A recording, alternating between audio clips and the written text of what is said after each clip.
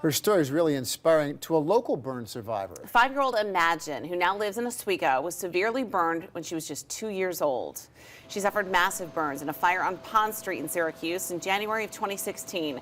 13-year-old Zakaya Bell, a student at Grant Middle School, was killed.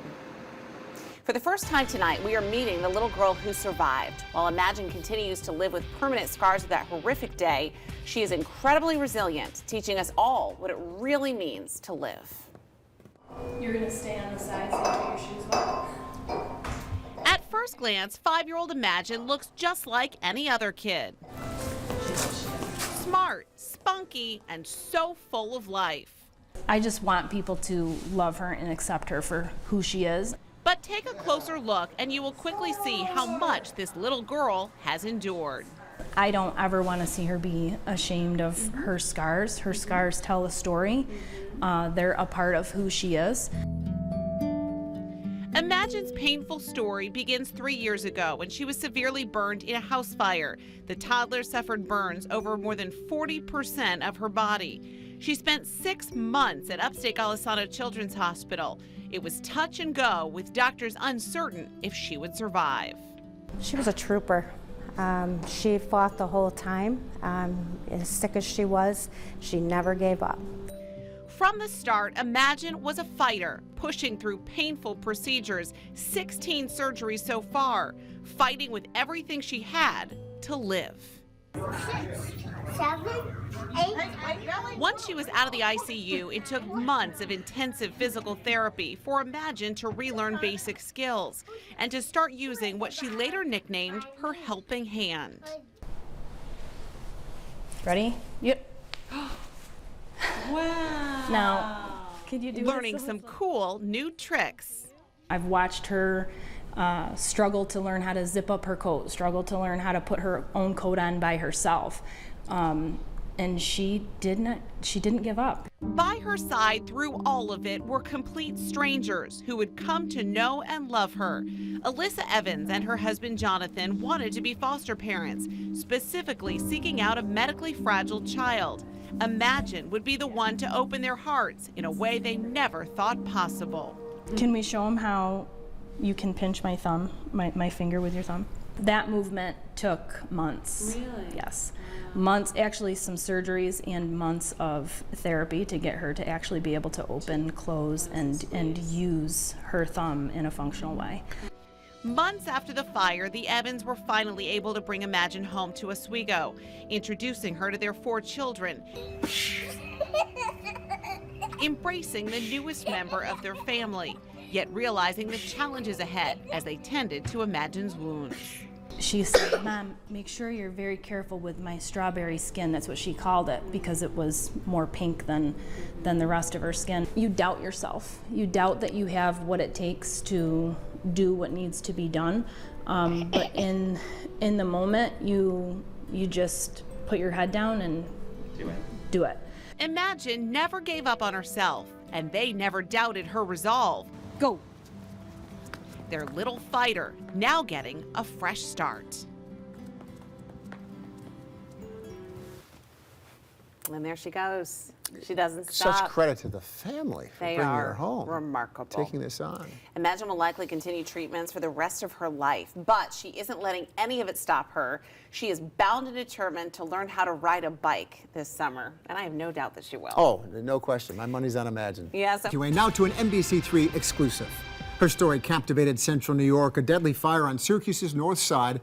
It left a teenage girl dead and her younger cousin seriously injured. Last month, we introduced you to Imagine, the little girl who survived but has struggled to reclaim her life, learning to live through pain and embrace the scars that tell her story.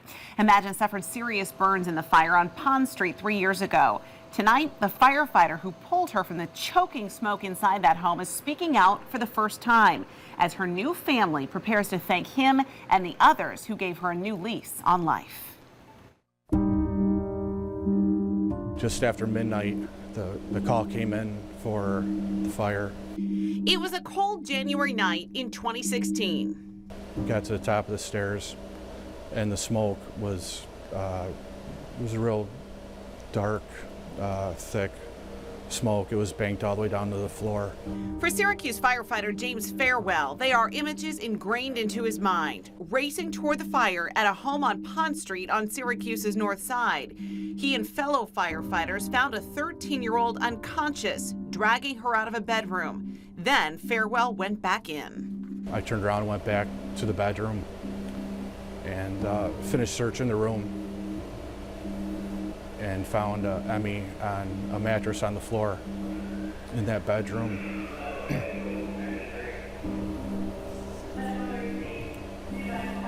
It's tough to talk about. It is. Little Imagine, just 2.5 years old, lay lifeless on the mattress, unconscious under the cloud of thick black smoke. He scooped her up and raced out of the house. I remember feeling her starting to move around in my arms, so I knew she was alive. Farewell turned her over to paramedics who rushed the toddler to the hospital. He didn't know her name at the time or how badly she was hurt. Just knew that, we got the two kids out of the house, and we're gonna give them the best shot they had to make it. 13-year-old Zakiah Bell would not survive. Imagine would spend the next 6 months at the Clark Burn Center with burns over 40% of her little body. She's already had 16 surgeries, treatments that will likely last for the rest of her life. There's, not a day that goes by, really, that I don't think about Emmy or the family that's taken her in, about, how she's recovered, how lucky she is to have the Evans family to take her in. Imagine would later find new life with a foster family in Oswego. Alyssa and Jonathan Evans and their 4 children would embrace Imagine and shower her with love. That family, they're the heroes in this. As firemen, we do a small part, a very small part of the her story, but the family she's with now, the opportunity she's going to have, it's you couldn't ask for more for her. About a year after the fire that forever changed her, Imagine would come face to face with the firefighters who saved her life. A chance, too, for them to find peace. When she came in, and there were a lot of hugs, probably a couple tears, but it was great. It was therapeutic for us. I think probably for Emmy a little bit. Those same firefighters were there when Imagine was officially adopted.